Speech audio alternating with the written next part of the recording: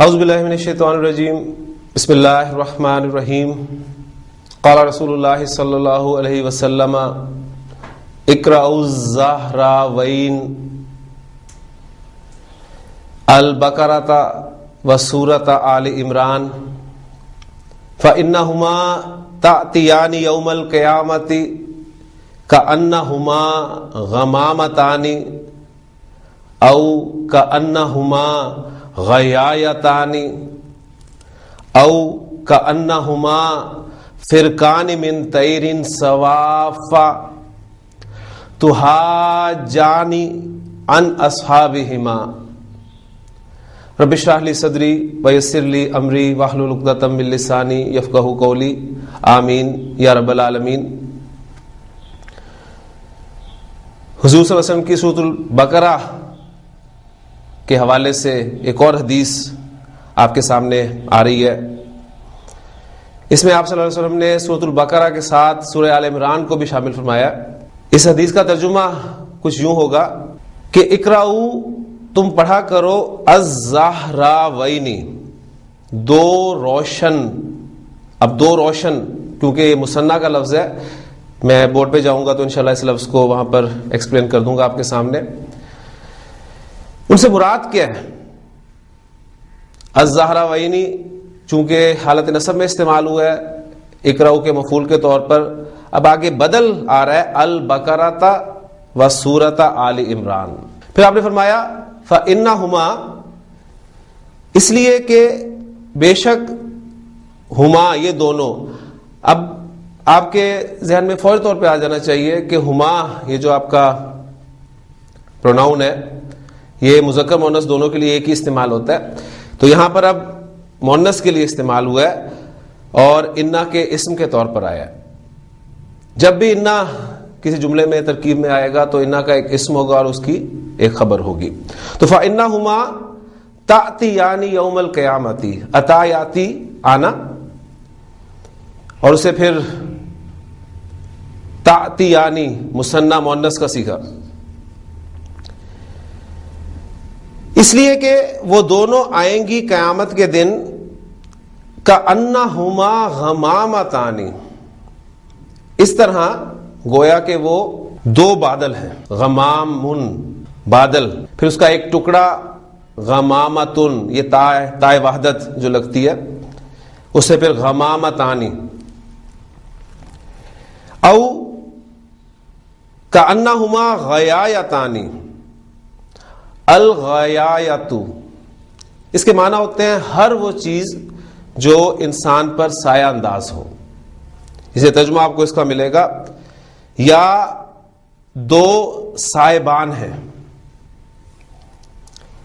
او کأنہما فرقان من طیر صواف، یا وہ دونوں قطار میں اڑتے پرندوں کی دو ٹولیاں ہیں۔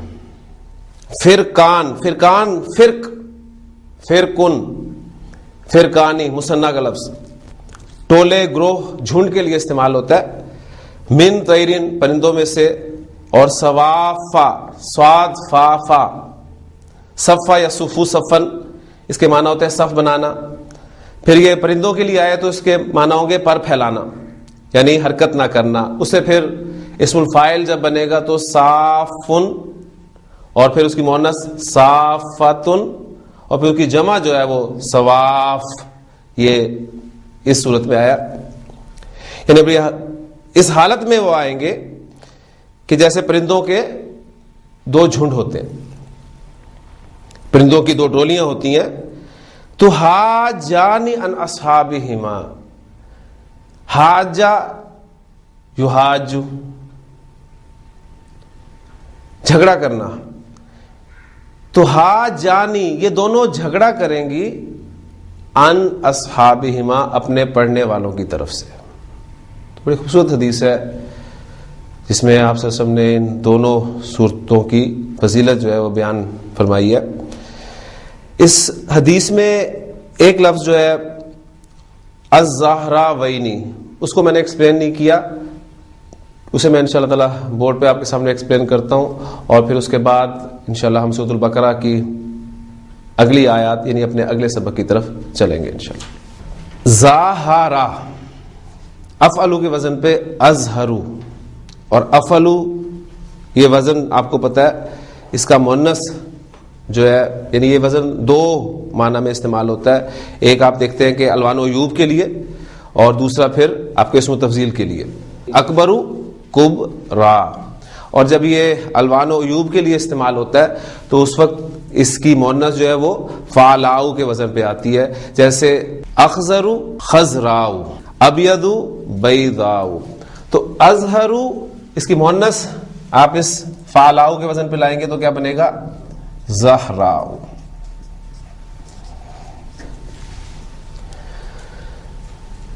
یہ مؤنث لفظ ہے، یعنی مؤنث کی جو علامات ہم نے مقرر کی تھی آپ کے علم میں ہوں گی، وہ ایک گول تا تھی، ایک الف ممدودہ اور ایک الف مکسورہ. تو یہ الف ممدودہ والی کیٹیگری ہے.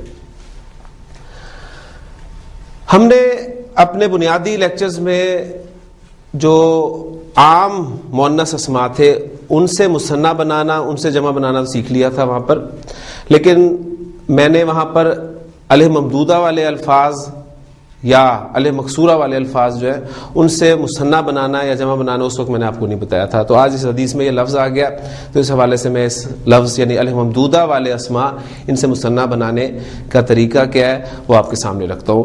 حدیث کے جو الفاظ ہیں اس سے آپ کو اندازہ ہو گیا ہوگا کہ اس کا مثنیٰ کیسے بنے گا.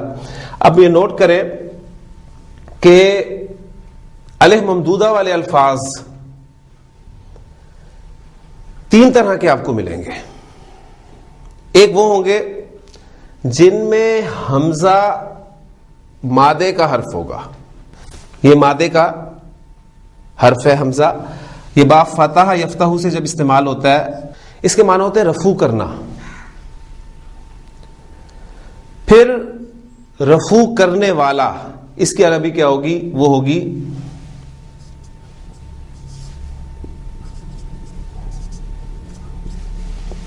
رفاعن، فعالن کے وزن پر. یعنی اس کا کام ہی یہی ہے. جس طرح ہم نے پڑھا تھا آپ کو یاد ہوگا کہ خبز روٹی، پھر خباز، ٹھیک، پھر حمال کلی کے لیے لفظ استعمال ہوتا ہے، خیاط درزی کے لیے لفظ استعمال ہوتا ہے. تو رفاعن ایک کیٹیگری یہ ہوگی جس میں یہ حمزہ جو ہے یہ مادے کا حرف ہے. دوسری کیٹیگری وہ ہوگی جس میں حمزہ علامت تانیث ہوگا، یعنی مؤنث کی علامت کے طور پہ آئے گا. اس کی ایگزامپل یہی لفظ میں آپ کے سامنے رکھ دیتا ہوں. یعنی یہ لفظ ہمارا یہ زا ہا را مادے سے ہم نے بنایا زہراؤ.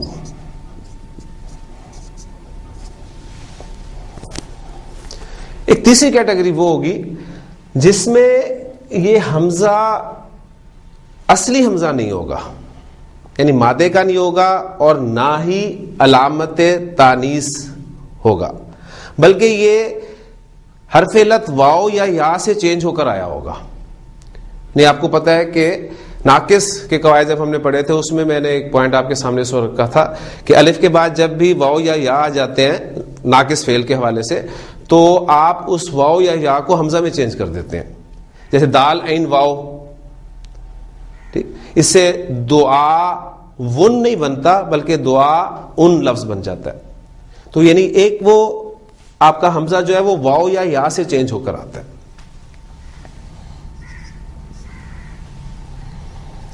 اس میں ایک ایگزامپل میں آپ کو دے دیتا ہوں سماؤن کی. ابھی سماؤن کا جو حمزہ ہے یہ اصلی حمزہ نہیں ہے. یہ اصل میں اگر آپ سماؤن کے مادے پر ڈکشنری میں جا کر غور کرتے ہیں تو اس کا مادہ سین میم واو ملتا ہے آپ کو. اب ان تینوں کیٹیگریز سے مثنیٰ جب بنتا ہے تو وہ اہم بات ہے جو میں آپ کے سامنے رکھنا چاہتا ہوں. پہلی کیٹیگری ہے یعنی جس میں حمزہ اصلی ہے تو وہ نارملی مثنیٰ جب بنے گا تو وہ حمزہ برقرار رہے گا. یعنی اس کا مثنیٰ کیا بنے گا؟ رفع آنی، دو رفوگر، حمزہ برقرار. جو حمزہ علامت تانیث ہے وہ حمزہ واو میں چینج ہو جاتا ہے، لہذا زہراء سے مثنیٰ کیا بنے گا؟ زہرا وانی. اور جو حمزہ واو یا یا سے چینج ہو کر آیا ہوگا اس صورت میں اس حمزہ کو برقرار رکھنا بھی جائز ہے اور اس حمزہ کو واو سے بدلنا بھی جائز ہے. یعنی سماعون کی دو شکلیں جو مثنیٰ میں آئیں گی وہ اگر حمزہ ہم برقرار رکھیں تو سماعانی یا سماوانی.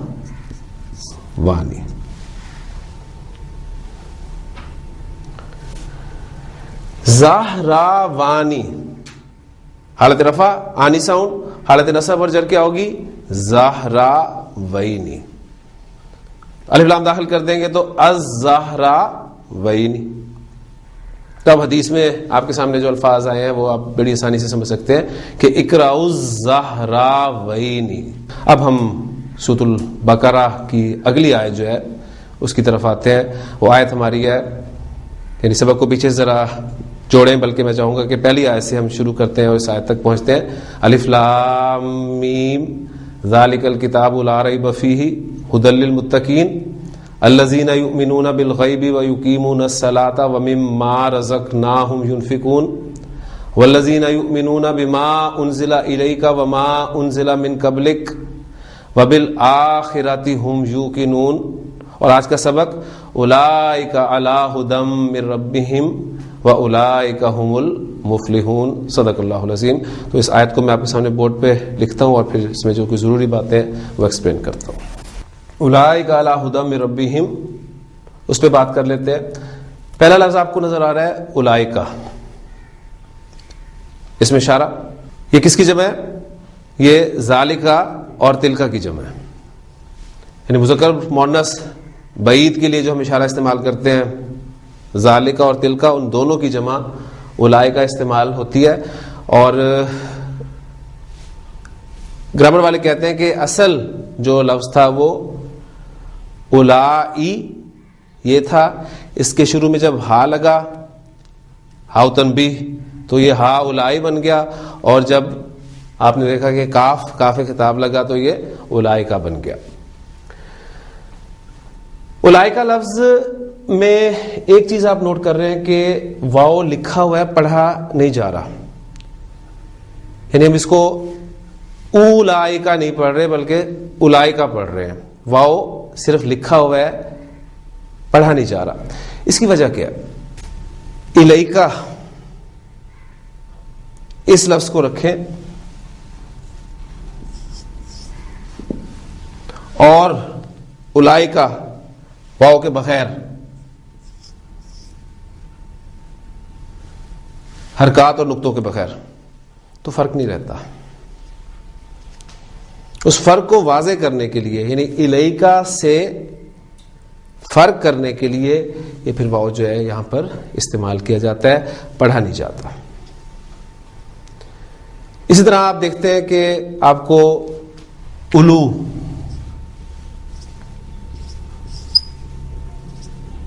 لفظ بھی ملتا ہے، اور الو کی حالت نصب اور جر کیا ہوتی ہے؟ الی. اب یہ الی میں بھی واو آپ نہیں پڑھ رہے، الو میں بھی واو نہیں پڑھ رہے. اب الا اس لفظ سے کہیں اس کی مماثلت نہ ہو جائے، لہذا وہ واو جو ہے وہاں پر ایک ایڈ کیا گیا اور پھر وہاں کیا گیا. تو اس اعتبار سے ظاہر بات ہے حالت رفع میں بھی اس واو کو ایڈ کر دیا گیا. یہ بالکل اسی طرح ہے جس طرح آپ دیکھیں کہ عمر اور امر،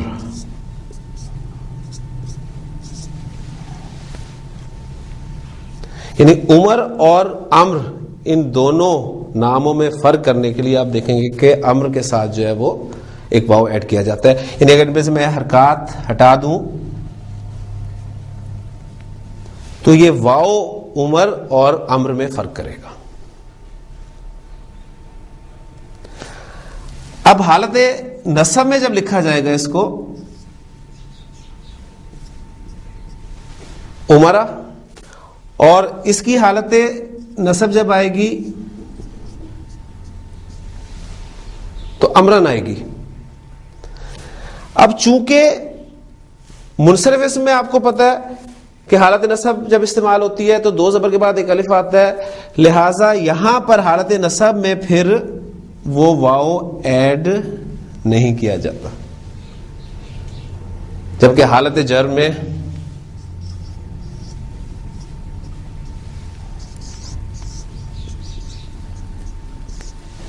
وہ واو ایڈ کیا جاتا ہے تاکہ فرق رہ جائے.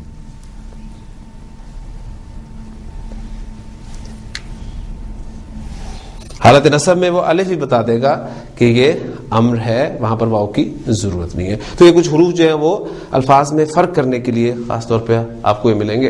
اولئک علی ھدی من ربہم، علی آپ کا حرف جر، اور اس کے بعد آپ کا ہدن، اس پہ بات ہو چکی ہے شروع کے لیکچرز میں. پھر اس کے بعد آپ کا من حرف جر، اور ربہم یہ آپ کا مضاف اور مضاف الیہ. ہم یہ ہمی ہے اصل میں، لیکن چونکہ ہم سے پہلے والے حرف پر زیر آ گئی لہٰذا ہم اسے ہم پڑھ رہے ہیں اور اس پر زیر لکھ رہے ہیں. اولئک آپ کا مبتدا، الا حرف جر، ہدن یہ آپ کا مجرور.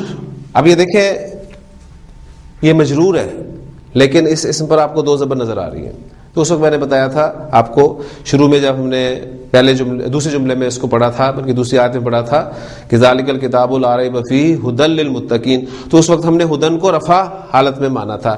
یہاں پر ہم اس ہدن کو حالت جر میں مان رہے ہیں. اب یہ مجرور ہے لیکن آگے من ربہم استعمال ہو رہا ہے. یہاں پر ایک چھوٹا سا اصول اور اچھی طرح سمجھ لیجئے کہ جب بھی کسی نکرہ اسم کے بعد جار مجرور آ جائے تو عام طور پر، زور میں دے رہا ہوں، عام طور پر وہ اس نکرہ اسم کی صفت بنتا ہے. نکرہ اسم کے بعد جب جار مجرور آ جائے تو وہ عام طور پر اس نکرہ اسم کی صفت بنتا ہے. لہذا اس ہدن کو ہم موصوف قرار دیں گے، یعنی نکرہ موصوفہ پھر گرامر والے اس کو کہتے ہیں. من پھر آپ کا حرف جار، ربہم مضاف اور مضاف الیہ، مضاف الیہ مل کر مجرور، جار مجرور مل کر یہ بن گئے صفت. اب موصوف اور صفت مل کر یہ بن گئے مجرور، اور جار اور مجرور مل کر شبہ جملہ ہو کر خبر، اور مبتدا اور خبر مل کر جملہ اسمیہ خبریہ ہو گیا.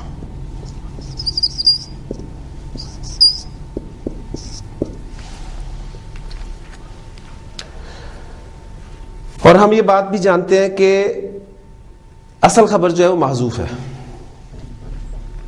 یہ جار مجرور یہ قائم مقام خبر کے طور پہ یہاں پر استعمال ہوا ہے. تو ایک ترکیب آپ کے سامنے جو ہے وہ اس طرح کی آ گئی. جو پوائنٹ میں نے آپ کے سامنے رکھا ہے کہ نکرہ اسم کے بعد جب جار مجرور آئے گا تو عام طور پر اس کی صفت بن کر آتا ہے. نکرہ اسم کے بعد اگر آپ کوئی جملہ فعلیہ دیکھیں تو وہ بھی اس کی صفت بن کر آئے گا. مثلا ایک جملہ میں آپ کے سامنے لکھتا ہوں،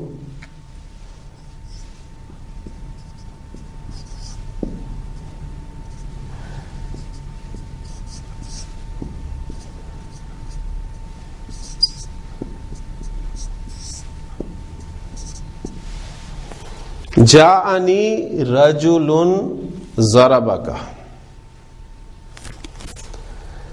اب جا آپ کا فعل اس کے بنا انالیسس ساتھ ہی کر لیں, اور فائل اس کا آگے آ سکتا ہے, لہٰذا ابھی میں نے جگہ چھوڑی ہے, اور مجھے چونکہ آگے رجل حالت رفع میں نظر آ رہا ہے لہٰذا اسے میں فائل قرار دوں گا. نون آپ کا نون وقایا, اور یا مفعول, رجل. اب رجل کے بعد آپ دیکھیں ضربہ کا جملہ فعلی آ رہا ہے, تو یہاں پر رجل کو میں موصوف قرار دے کر ضربہ کا اس پورے جملے کا انالیسس کروں گا. ضربہ کا اس کا انالیسس کریں تو فعل با فاعل, فاعل کون ہے؟ ہوا کی ضمیر اس کا فاعل, اور کاف یہ اس کا مفعول ہو گیا. فعل اپنے فاعل اور مفعول سے مل کر جملہ فعلیہ ہو کر صفت, موصوف اور صفت مل کر یہ بن گئے فاعل. اب فعل اپنے فاعل اور مفعول سے مل کر جملہ فعلیہ خبریہ ہو گیا. یہ پوائنٹ ایک اور آپ جو ہے وہ کلیئر کر لیں اس کو, کہ کسی نکرہ اسم کے بعد جب جملہ فعلیہ آ جائے تو اس کی صفت بن کر آتا ہے, اور نکرہ اسم کے بعد جب کوئی جار مجرور آ جائے, جار مجرور اصل میں ہے کیا؟ شبہ جملہ ہے. تو جملہ آ جائے یا شبہ جملہ آ جائے تو وہ اس کی عام طور پہ صفت بن کر ہی استعمال ہوتا ہے. ترجمہ کچھ ایسا کریں گے آپ اس جملے کا کہ جاءنی آیا میرے پاس, رجل ایسا آدمی, ضربہ کا جس نے تجھے مارا تھا. اب اس آیت کا جو دوسرا حصہ ہے وَأُولَٰئِکَ هُمُ الْمُفْلِحُونَ, اس پہ انشاءاللہ تعالی وقفے کے بعد بات کریں. بسم اللہ اول و آخرہ. سورۃ البقرہ کی آیت کا ایک حصہ الحمدللہ ہم نے مکمل کر لیا ہے. اس کے ترجمے کے حوالے سے جو ہے وہ بات رہ گئی تھی, اس کو کلیئر کرتے چلیں.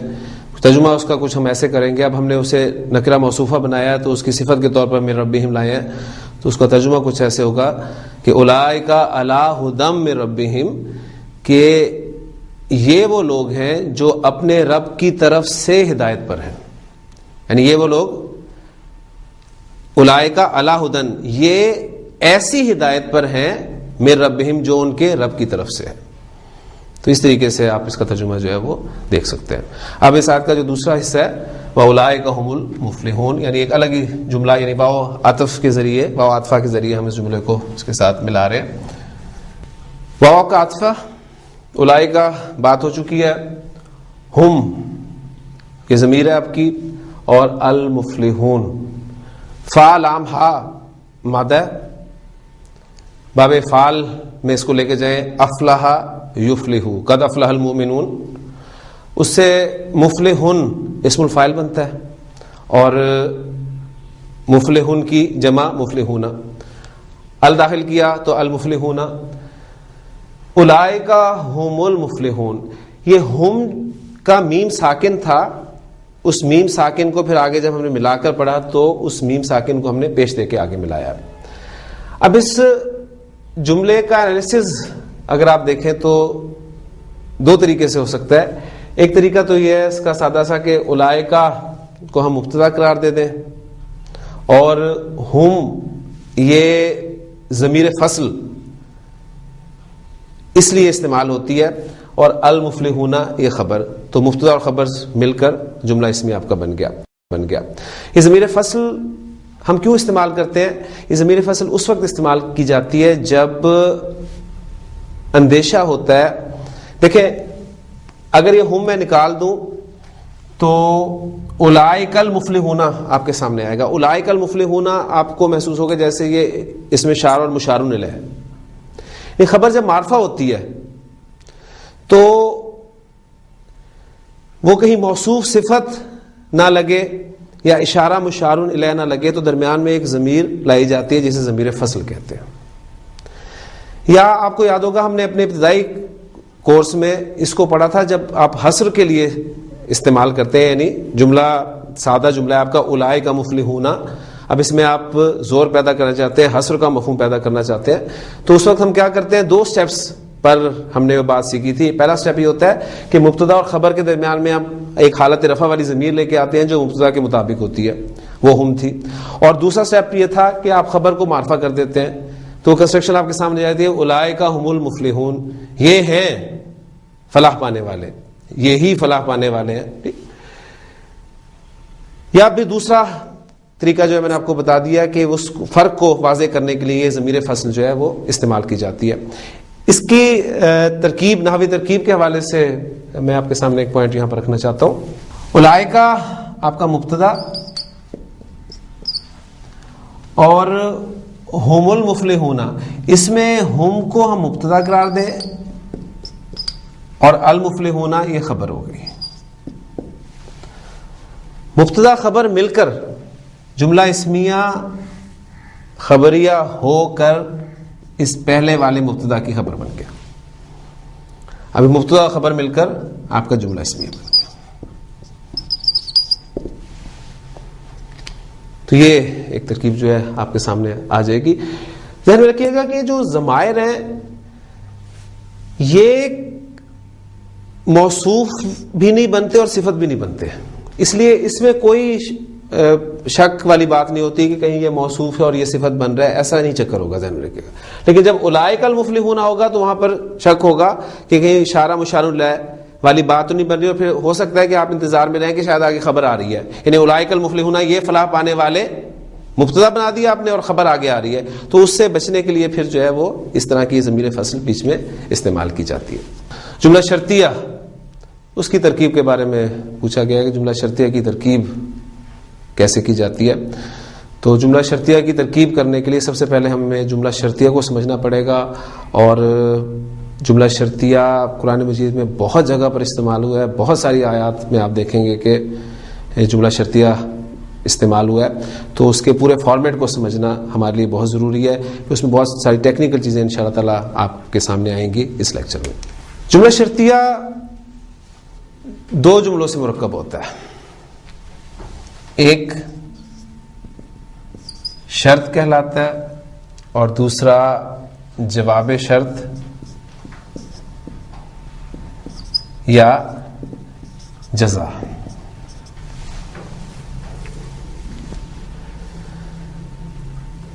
شرط کے لیے مختلف الفاظ استعمال ہوتے ہیں جن میں سے کچھ حروف ہیں اور کچھ اسماء ہیں. آپ جانتے ہیں کہ حروف ان, لو, یہ حروف ان سے واقف ہیں آپ, یہ شرط کے لیے استعمال کرتے ہیں. اسماء میں من ہے, ما ہے, اذا بھی آپ دیکھتے ہیں استعمال کرتے ہیں.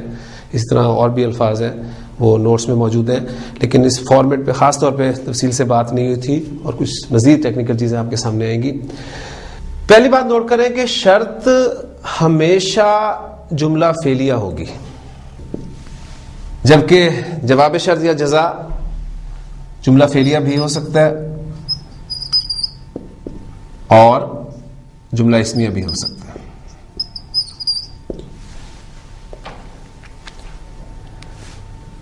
پھر شرط اور جواب شرط, اس میں اگر ہم جملہ فعلیہ کو سامنے رکھیں تو چار کمبینیشنز آپ کے سامنے آئیں گے. وہ کمبینیشنز جو ہیں وہ یہ ہیں کہ وہ جملہ فعلیہ شرط اور جواب شرط والا دونوں فعل مضارع ہوں گے,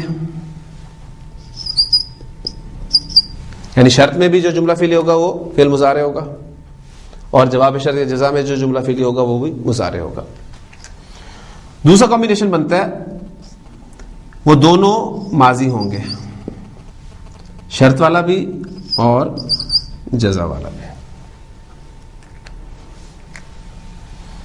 تیسرا کمبینیشن بنتا ہے پہلا شرط والا مضارع ہوگا اور جواب شرط یا جزا والا ماضی ہوگا. چوتھا کمبینیشن ہوگا شرط والا جملہ فعلیہ جو ہے وہ ماضی ہوگا اور جزا والا جملہ فعلیہ مضارع ہوگا. یہ میں نے پوائنٹ سمجھایا آپ کو اس صورت میں جب شرط اور جزا دونوں جملہ فعلی ہیں. اب نوٹ کریں جب جملہ شرطیہ, اب یہ شرط اور جواب شرط یا جزا کے ملنے سے جملہ شرطیہ بن جائے گا. جب شرط اور جزا میں دونوں فعل مضارع ہوں گے تو دونوں فعل مضارع لازماً اخف ہوں گے.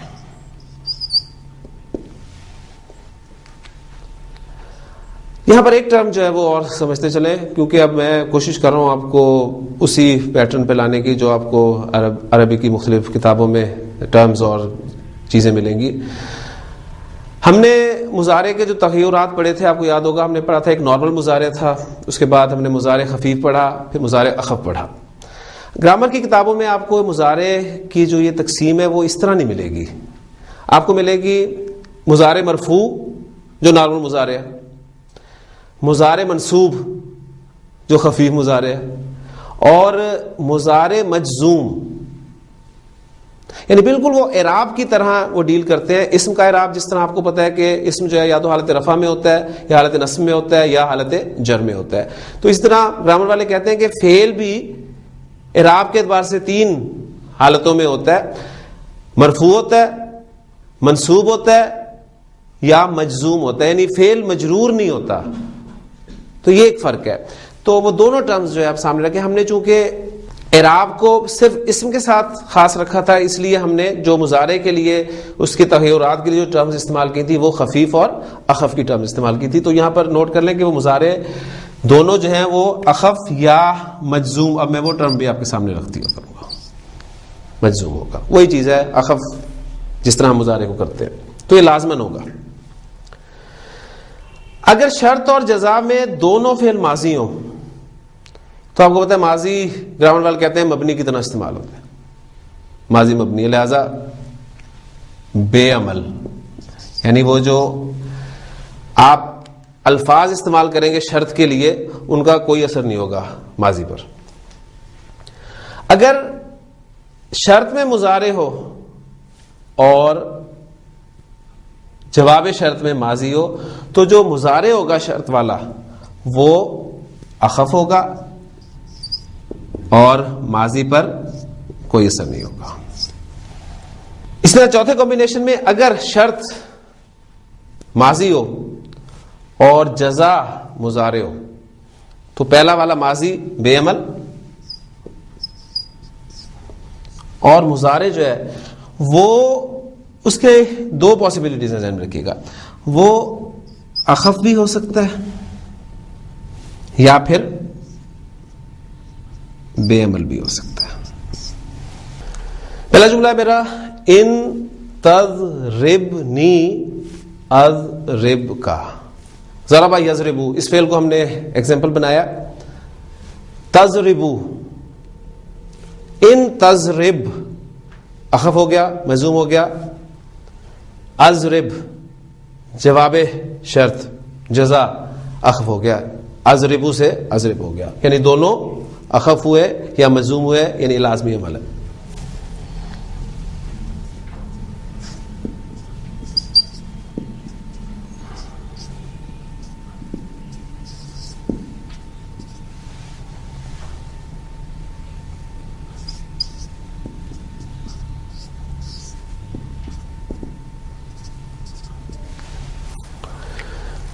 دوسرا کمبینیشن دونوں طرف ماضی والا، ان ضربتنی ضربتک.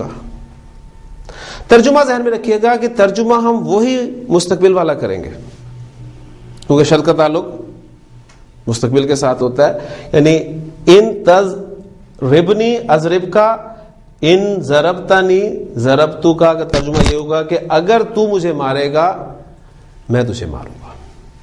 تیسرا کمبینیشن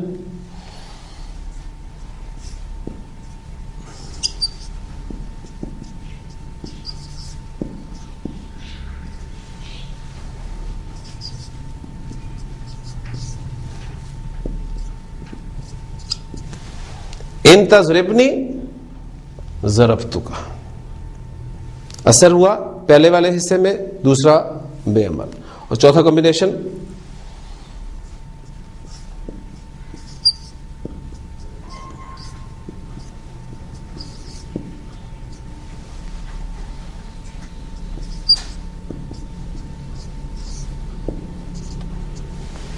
ان ضربتنی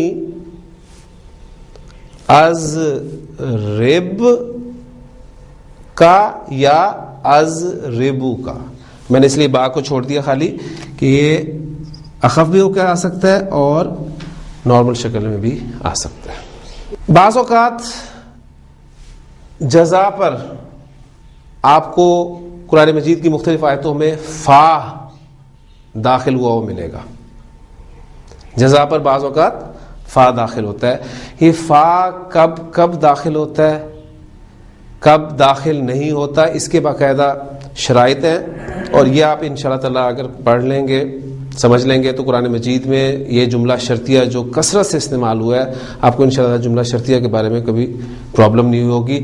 اب میں آپ کے سامنے رکھتا ہوں کہ جملہ شرطیہ میں جزا پر فا کے داخل ہونے کی صورتیں کون کون سی ہیں.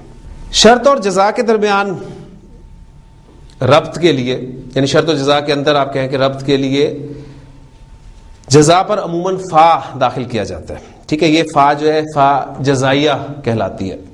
یعنی آپ اکثر دیکھیں گے کہ تراکیب میں آپ کو فا کے بارے میں لکھا ملے گا کہ یہ فا جزائیہ ہے. تو وہ جزائیہ, فا جزائیہ سے مراد کیا ہے؟ ایک فا آپ کا عاطفہ بھی ہے, ایک فا جزائیہ ہے. یعنی جزائیہ یہ وہ ہے جو جزا پر داخل ہوتا ہے.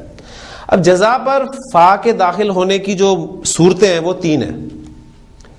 پہلی صورت یہ ہے کہ فا کا داخلہ منع ہے, فا داخل نہیں کریں گے آپ. دوسری صورت یہ ہے کہ فا کا لانا جائز ہوتا ہے, آپ لا بھی سکتے ہیں اور نہیں بھی لا سکتے. جبکہ تیسری صورت ہوتی ہے کہ فا کا لانا واجب ہوتا ہے, لازمی ہوتا ہے, آپ کو فا لازماً لانا ہوتا ہے جزا پر. تین صورتیں بن گئی.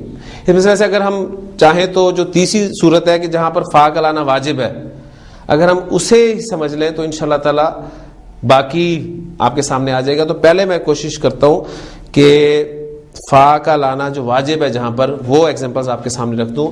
میں آپ کے سامنے قرآن مجید کی آیت کوٹ کروں گا, سورہ مبارکہ, اور اس آیت کا نمبر وہ آپ اپنے ٹیکسٹ میں قرآن مجید میں مصحف میں ان آیت کو دیکھ سکتے ہیں. تو وہ سورہ جس میں فا کا لانا واجب ہے, یہ صورتیں وہ ہیں جب جزا نمبر 1 جملہ اسمیہ ہو. جب بھی جزا جملہ اسمیہ ہوگی تو اس وقت اس جملہ اسمیہ پر فا کا لانا واجب ہے, لازمن ہے. آپ یہ نہیں کر سکتے کہ اس پہ فا داخل نہ کریں. مثلا سورۃ الانفال کی آیت ہے میرے سامنے, آیت نمبر 19, وَإِن تَنْتَهُوا فَهُوَ خَيْرٌ لَكُمْ. یعنی یہ ہوا خیر لکم آپ کا جملہ اس میں ہے نا, اور یہ جزا کے طور پہ آ رہا ہے, لہٰذا فا آپ کو لازمن ملے گا. ایک ایگزامپل میں رکھ رہا ہوں. ویسے آپ دیکھیں گے کہ آپ اس ٹاپک کے بعد انشاءاللہ قرآن مجید میں آپ اسی ٹاپک کو سرچ کریں گے اور بے شمار ایگزامپلز آپ کو ملیں گے اس طرح کی. دوسری صورت جملہ انشائیہ ہو, یعنی جزا جملہ انشائیہ ہو, اور جملہ انشائیہ سے مراد کیا ہے؟ فعل امر, فعل نہی, استفہام وغیرہ وغیرہ. اس کی ایگزامپل دیکھیے گا, قل ان کنتم تحبون اللہ فاتبعونی, سورہ آل عمران آیت نمبر 31. اب دیکھیں اتبعو فعل امر, لہذا فا شروع میں لگا ہوا ہے, فاتبعونی, اور شروع والا جو شرط والا جملہ ہے ان کنتم تحبون اللہ. اب وہ 4 کمبینیشن وہ بھی آپ نے سامنے رکھنے ہیں, یعنی وہ تو میں نے 4 کمبینیشن آپ کے سامنے رکھے ہیں جس میں دونوں فعل ہیں. ٹھیک ہے, یہاں پر آپ دیکھیں گے کہ اور فعل کمبینیشن مضارع ماضی یا دونوں ایک دوسرے کے برعکس. تو یہاں پر یہ چیز بھی آپ نے یہاں پر نوٹ کرنی ہے. یہ فعل امر کی میں نے ایگزامپل دی, فعل نہیں کی ایگزامپل لے لیں. سورہ الممتحنہ میں سے آیت نمبر 10, ان علمتموہن مؤمنات فلا ترجعوہن الی الکفار. لا ترجعو فعل نہیں, تو فلا ترجعوہن الی الکفار. ترجمہ میں آپ کے سامنے اس لیے نہیں کر رہا کہ کچھ کام آپ نے بھی کرنا ہے. یہ آپ مصحف کھولیں گے, آیات نکالیں گے, پھر وہاں سے اس کا ترجمہ دیکھیں گے, تو انشاءاللہ یہ سارا ہم مل جل کر کام کریں گے. تیسری صورت جو ہے وہ یہ ہے کہ آپ کا جو جزا آپ کی جزا ہے جملہ شرطیہ میں وہ فعل جامد ہو. ایک نئی ٹرم آپ کے سامنے آ گئی. فعل جامد کسے کہتے ہیں؟ فعل جامد وہ فعل ہوتا ہے جس سے مضارع یا اور امر کے صیغے نہیں آتے. یعنی ماضی کی گردان آپ کو پوری مل جائے گی لیکن اس سے مضارع نہیں بنے گا، فعل امر بنے گا. مثلا لیسا، لیسا آپ کا فعل ناقص ہے نا، یہ فعل جامد ہے اس لیے کہ لیسا سے مضارع آپ نے دیکھا ہے کبھی؟ کبھی نہیں. اس سے فعل امر بنا ہے؟ کبھی نہیں. تو جب جزا آپ کا فعل جامد ہوتا ہے تو اس وقت بھی فا داخل ہوتا ہے. جیسے حضور کی بڑی خوبصورت حدیث ہے جس میں آپ نے فرمایا من غشنا فلیسا منا. چوتھی صورت، جزا ان حروف سے شروع ہو. اب یہ حروف میں آپ کے سامنے بیان کرنے لگا ہوں. نمبر 1 سین. اگر جزا پر سین آ رہا ہے تو فا کا داخلہ جو ہے وہ لازمی ہے. سورۃ النساء آیت نمبر 172 وَمَن يَسْتَنْكِفْ عَنْ عِبَادَتِهِ وَيَسْتَكْبِرْ. اب دیکھیں مضارع آیا تو یستنکف اخف ہو کے آیا، یستکبر اخف ہو کے آیا. اب جو جواب شرط ہے یا جزا ہے فَسَيَحْشُرُهُمْ إِلَيْهِ جَمِيعًا، فَسَيَحْشُرُهُمْ. اب دیکھیں یہاں ایک اور پوائنٹ آپ کے سامنے آئے گا کہ جواب میں بھی مضارع آ رہا ہے یحشرو لیکن اخف ہو کے نہیں ہوا، استعمال ہوا. اس کی وجہ بھی یہی سمجھتے چلیے، جب بھی جزا پر فا داخل ہو جاتا ہے نا تو پھر مضارع بھی چاہے ہو اخف نہیں ہوگا. جب جزا پر فا داخل ہو جاتا ہے تو جواب میں یعنی جزا میں آپ کا فعل مضارع بھی ہو تو وہ اخف نہیں ہوگا بلکہ وہ پھر پورا جملہ، گرامر والے کہتے ہیں کہ پورا جملہ جو آ رہا ہے یہ محل جزم ہے، یعنی جزم کے محل میں آ رہا ہے. دوسرا حرف ہے سوفا. سورۃ النساء آیت نمبر 74 وَمَن يُقَاتِلْ فِي سَبِيلِ اللَّهِ فَيُقْتَلْ أَوْ يَغْلِبْ. شرط جزا آ رہی ہے فَسَوْفَ نُؤْتِيهِ أَجْرًا عَظِيمًا. سوف آ گیا تو نؤتی، آتا یؤتی، پورا مضارع استعمال ہوا، اخف ہو کے استعمال نہیں ہوا. تیسرا حرف لن. وَمَن يَبْتَغِي غَيْرَ الْإِسْلَامِ دِينًا. شرط فَلَن يُقْبَلَ مِنْهُ. فا داخل ہو گیا، لن سے جملہ شروع ہو رہا ہے اور لن کا اپنا اثر ہو رہا ہے. یقبلا وہ مضارع کو خفیف کر رہا ہے لیکن یہ پورا جملہ جو ہے یہ محل جزم کہلائے گا. یہ آیت تھی آپ کی سورہ آل عمران کی آیت نمبر 85. نمبر 4 ما نافیہ. فَإِن تَوَلَّيْتُمْ. شرط فَمَا سَأَلْتُكُم مِّنْ أَجْرٍ. ما سألتکم من اجر فا لگ گیا. اور 5واں حرف ہے قد آ جائے ماضی کے ساتھ. بہت خوبصورت ایگزامپل ہے سورۃ النساء کی آیت نمبر 80 میں من یطع الرسول فقد اطاع اللہ. بعض اوقات آپ کو کوئی ایسی ایگزامپل بھی مل سکتی ہے جہاں پر آپ کا یہ قاعدہ جو ہے وہ فٹ نہیں بیٹھتا. مثلا قاعدہ کیا ہے؟ ہم نے پڑھا یہ کہ جب جزا جملہ اسمیہ ہو تو فا کا داخلہ لازمی ہے. آپ نے قرآن مجید سورہ مبارکہ سورہ روم پڑھنی شروع کی، اس میں آیت نمبر 36 پر جب آپ پہنچے تو آیت آپ کے سامنے آئی، سنیے گا غور سے. ان تصبہم سیئۃ بما قدمت ایدیہم. تجوید کے قواعد میں ان کا لحاظ نہیں رکھ رہا، الفاظ میں اس لیے پورے بولتا ہوں تاکہ آپ کو پورا اس کا اعراب جو ہے سمجھ میں آ جائے. ان تصبہم سیئۃ بما قدمت ایدیہم، یہ شرط. اذا ہم یقنطون. ہم یقنطون جملہ اس میں آ رہا تھا اذا کے ساتھ لیکن فا نہیں آیا.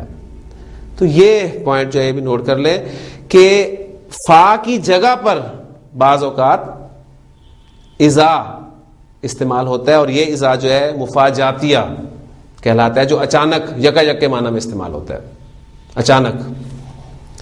اس لیے کہ فا اور اذا یہ جملے میں اکٹھے نہیں استعمال ہو سکتے, یا فا آئے گا جملہ اسمیہ سے پہلے یا پھر اذا آئے گا. تو یہاں پر اذا آیا, فا نہیں آیا, اور وہ جو پہلا جملہ میں نے آپ کو جملہ اسمیہ کی ایگزامپل دی تھی اس میں فا آیا. اس کا ترجمہ آپ دیکھیں گے تو اچانک وہ مایوس ہو جاتے ہیں, یکا یک وہ مایوس ہو جاتے ہیں, اس طرح کا ترجمہ ملے گا. اب وہ دو صورتیں وہ بھی ساتھ ہی نوٹ کر لیں جس میں فا کا داخل کرنا منع ہے اور فا کا داخل کرنا جائز ہے, یعنی یہ دو صورتیں ہیں. منع والی جو ہے صورت وہ ایک ہی ہے کہ جب جزا فعل ماضی ہو لیکن بغیر قد کے, قد کے بغیر ماضی استعمال ہو تو آپ نے اس پر فا داخل نہیں کرنا. فا کا داخلہ جائز کن صورتوں میں؟ فا کا داخلہ جائز پہلی صورت, جزا جب فعل مضارع مثبت ہو یا لا کے ساتھ منفی ہو. سورۃ تغابن آیت نمبر 17, ان تقرضوا اللہ قرضا حسنا یضاعفہ لکم ویغفر لکم. فا داخل نہیں ہوا, مضارع آ رہا ہے. سورۃ المائدہ آیت نمبر 95, ومن عادى فینتقم اللہ منہ. مضارع پہ بھی فا داخل ہو گیا, مضارع پر بھی فا داخل ہو گیا. یعنی دونوں آیتیں میں نے آپ کے سامنے کوٹ کی. پہلی آیت سورۃ تغابن میں فا داخل نہیں ہوا, دوسری آیت سورۃ المائدہ فا داخل ہوا ہے. سورۃ الجن آیت نمبر 13, فمن یؤمن بربہ فلا یخاف بخسا ولا رہقا. یعنی مضارع لا کے ساتھ منفی تو فا کا استعمال ہوا ہے. اور سورہ نحل میں آیت نمبر 76, اینما یوجہہ لا یاتی بخیر. یہ ایگزامپل بھی آپ کے سامنے آ گئی. تو یہ ایک پوری پکچر آپ کے سامنے میں نے رکھ دی ہے.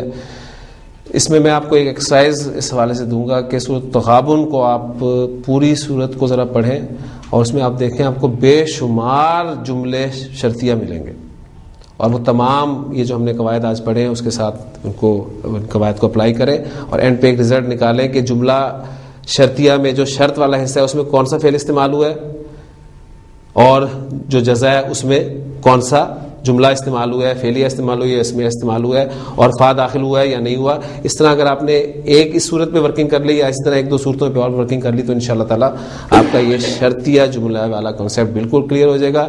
اس کی ترکیب انتہائی آسان ہے, کوئی مشکل نہیں ہے, سمپل تراکیب ہے. انشاءاللہ اگلے لیکچر میں ایک آدھے جملے کی ترکیب بھی آپ کے سامنے رکھ دوں گا کہ شرطیہ جملے کی ترکیب کیسے کی جاتی ہے. انشاءاللہ تعالیٰ اگلے لیکچر میں آپ سے پھر ملاقات ہوگی. سبحانک اللہم و بحمدک، اشہد ان لا الہ الا انت، استغفرک و اتوب الیک.